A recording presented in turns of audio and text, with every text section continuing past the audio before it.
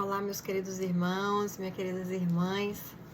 Estamos juntos aqui novamente para continuar falando sobre o processo de maturidade espiritual. Um projeto que Deus colocou no meu coração e que eu tenho aqui testemunhado tudo que eu tenho vivido, me reaproximar de Deus. E hoje eu vou falar um pouquinho sobre essa experiência de intimidade com Deus que eu tenho vivido. Como é que eu tenho desenvolvido essa intimidade com Deus? O primeiro ponto é a oração. Antes eu orava 1 a 2 vezes por dia, geralmente de manhã, acordar e ao dormir, antes de dormir. E hoje, meus irmãos, eu vivo uma vida de oração constante. Porque quando a gente tem uma experiência com Deus, uma experiência verdadeira, quando a gente sente a presença do Espírito Santo, a gente sente a necessidade de orar. A gente sente a necessidade de estar conectado com Deus o tempo inteiro. Que Ele é bom demais, Ele é misericordioso, Ele é poderoso, Ele é amor, Deus é fiel, Deus é um Deus de promessa, Deus é um Deus de milagres. Quando a gente tem uma experiência com esse Deus único, não tem como mais se afastar. E quando eu me afastei, eu não tinha vivido essa experiência com Deus. Isso não foi me ensinado na época que eu cresci na igreja, mas eu não aprendi a ter experiência com o Espírito Santo. Não se falava sobre isso na igreja, não existia manifestação do Espírito Santo, a gente não ouvia falar em dons espirituais. Então, assim, eu acredito que se eu tivesse vivido isso antes, eu não teria me afastado do Evangelho. Mas, enfim, hoje eu vou falar um pouquinho sobre como é que eu estou desenvolvendo essa intimidade através da oração. A oração, a leitura da palavra, leitura, confissão da palavra. Você lê a palavra em voz alta para você se ouvir, para você ouvir falando a palavra. Para você entender, para ficar no seu subconsciente. Leia em voz alta. Viva a palavra de Deus. Tudo que eu faço hoje eu lembro de algum versículo bíblico. Eu respondo através de versículos bíblicos. Eu falo com as pessoas através de versículos bíblicos. É uma vida de louvor constante. Eu estou sempre adorando ao meu Deus, louvando, usando a minha voz para chegar no reino, usando a minha voz para adorar, para falar de Deus. Isso é viver intimidade com Deus, é passar o tempo todo, em tudo que você faz, você vai agradecer. A primeira coisa que você vai fazer é buscar o reino de Deus. Já tem um versículo na Bíblia que fala sobre isso: buscai o reino de Deus e as demais coisas vos serão acrescentadas. Primeiro a gente precisa buscar o reino de Deus, a gente precisa viver o reino de Deus aqui.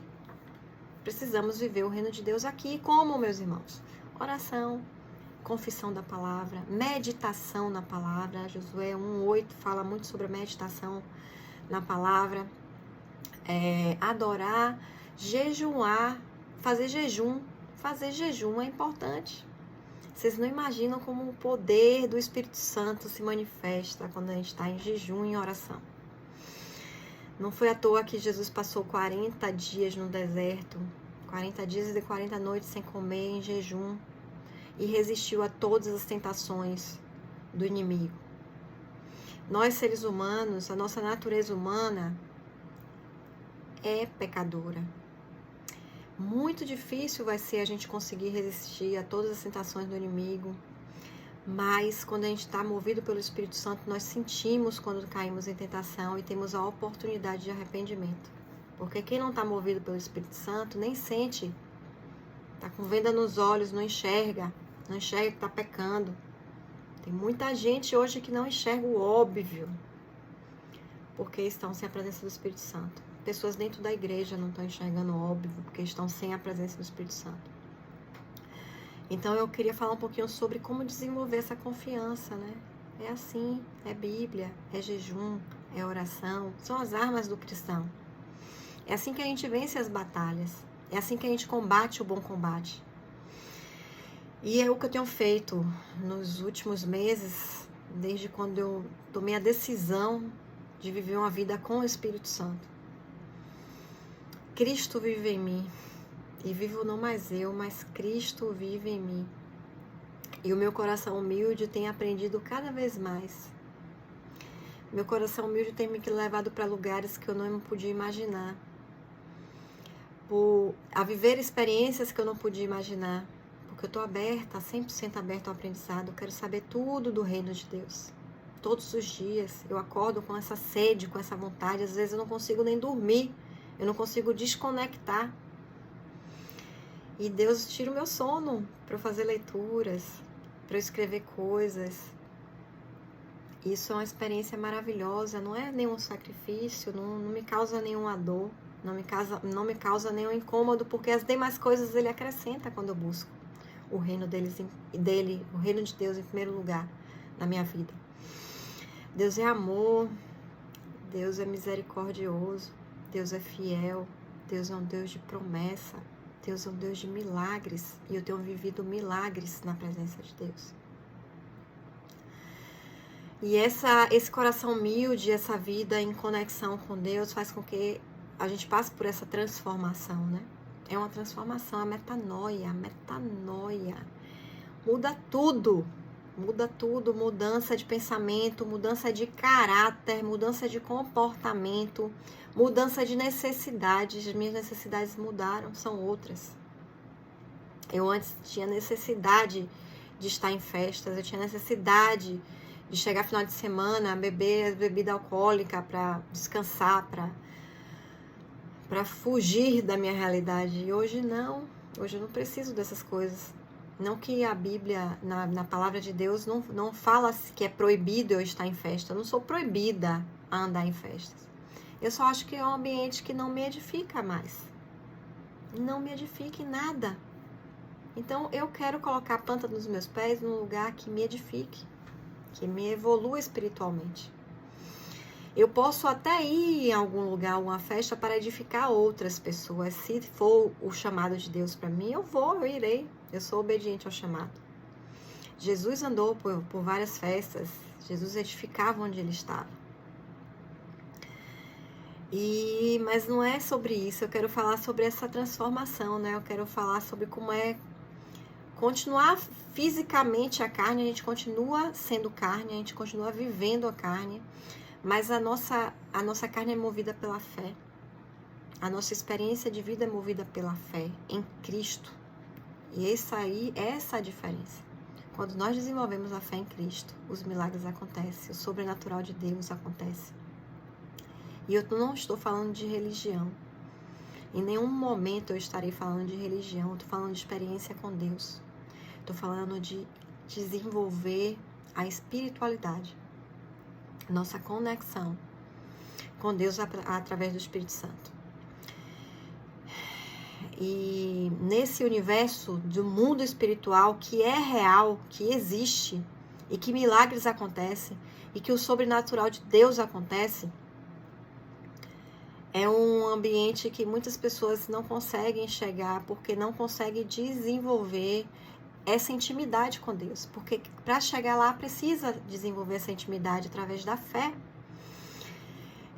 Essa semana eu tive uma experiência de fazer uma mensagem e transmitir em pessoa para amigos no WhatsApp, falando sobre o avivamento da igreja. Eu sinto isso. Eu já comentei em um vídeo aqui que Deus me revelou que eu fui despertada para o avivamento da igreja. Lógico que eu moro no Brasil, o lugar que eu estou é esse, e é aqui que está acontecendo o avivamento.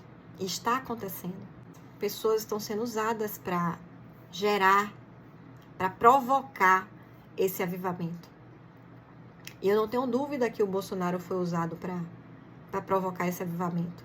Não quero entrar no âmbito político aqui. Não estou falando sobre a figura do Bolsonaro do ponto de vista político. Eu estou falando de uma figura, de uma pessoa que provocou um avivamento cristão, um avivamento da igreja, onde hoje as pessoas se posicionam, hoje os cristãos são ouvidos. E isso não acontecia antes. Então o Bolsonaro sim provocou esse avivamento. Mas a minha mensagem foi sobre o avivamento da igreja. Eu não estou querendo induzir votos. Nem estou falando que ele é a pessoa que é para ninguém votar. Nem estou falando que vou votar também. Não é nada sobre isso. É sobre o avivamento da igreja. E esse foi o meu chamado. E essa mensagem muitos entenderam como como política, né? Começaram a se manifestar pelos candidatos. Outros se manifestaram sobre religião. Teve uma amiga que me respondeu e colocou assim: como disse Marx, a religião é o ópio do povo. Só que eu não estava falando de religião também, não estava falando de política, estava falando de avivamento da igreja, presença do Espírito Santo. É disso que eu estou falando, é disso que eu quero falar aqui. Eu quero falar que como Constantino foi usado lá no imperador para trazer a liberdade de culto para as igrejas, uma pessoa que era pagã, ele era pagão, e ele foi usado por Deus para trazer a liberdade à igreja. Outras pessoas são usadas. Isso não significa que são pessoas que são cristãs ou que não são cristãs, são pessoas que Deus escolhe, os improváveis, como eu sou uma improvável, Deus tem me usado. E é sobre isso, é sobre o Espírito Santo, em minha vida, em nossas vidas, sobre a manifestação dele, sobre o avivamento da igreja. É sobre a revelação de Deus. Ele se revela, ele se manifesta, ele nos proporciona dons espirituais. E nós precisamos entender que nós estamos sim vivendo um campo de batalha espiritual. Não é a primeira vez que isso acontece. Batalhas espirituais sempre existiram. Quando nós lemos aí o Velho Testamento, as profecias, enfim, a Bíblia, a Palavra de Deus, nós verificamos quantas batalhas. Sempre estamos vivendo batalhas espirituais. Só que nesse campo espiritual, tudo o que acontece excede o nosso entendimento. A gente não precisa entender tudo. A gente precisa fazer a nossa parte, que é se conectar com Deus, fortalecer o nosso espírito. E a partir daí, as manifestações acontecem. E não é por nós, né? É através de nós. Mas é tudo sobre Deus, é tudo sobre nosso Senhor, é tudo sobre Ele, através de nós. Nossas verdades, elas são confrontadas. Existem pessoas cheias de verdades por aí. No mundo espiritual, nossas verdades são confrontadas. No mundo espiritual, nossa justiça não alcança. Nossa justiça nunca alcançará a justiça de Deus. Nunca. Não existem pessoas perfeitas. Nossa justiça não é perfeita. Por que a gente quer julgar as pessoas sendo perfeitas? A gente quer que as pessoas sejam perfeitas e nós não somos perfeitos. Nós caímos em tentação. Jesus não caiu na tentação do inimigo, não, mas a nossa carne, a nossa natureza humana, ela cai em tentação. Só que Deus é misericordioso, Ele nos dá a oportunidade de nos arrependermos quando caímos em tentação. Confessar e arrepender os nossos pecados é orientação lá na Palavra de Deus. Todas as respostas estão na Palavra de Deus, as pessoas não leem a Palavra de Deus. E é sobre isso que eu quero falar, né? O mundo espiritual, ele é real. E eu constatei isso não tem muito tempo. Eu aprendi a orar. Na verdade, eu não sei nem como foi que eu aprendi. Mas eu aprendi a orar com o Espírito Santo. Eu aprendi a orar em línguas. E quando nós oramos em línguas, eu fiz um teste essa semana. A semana passada eu fiz um teste. Eu deixei gravando quando eu estava ali fazendo a oração em línguas. E eu deixei o celular gravando. O momento que eu estava orando, assim, em relação ao tempo que eu passei em oração, eu tive a sensação de não ter passado de 2 minutos a minha oração. Quando eu terminei, que eu olhei para o celular, tinham quase 9 minutos. Foi que eu concluí com essa experiência. Que o mundo espiritual tem um outro tempo. É um tempo diferente do nosso. Os tempos não batem. Quem recebeu o dom de línguas faz essa experiência. Vocês vão perceber que a sensação que você tem é outra. Eu estava orando ajoelhada com a cabeça no chão, que eu tenho esse hábito de colocar a cabeça no pó, de sentir, reverenciar o meu Deus e ter novas experiências, né?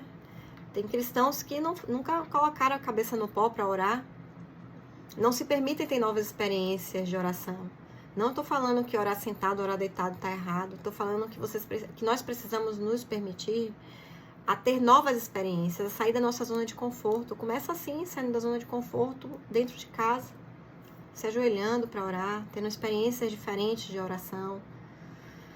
E aí eu percebi, né, que quando a gente ora em línguas, e quem não sabe o que é isso, podem ler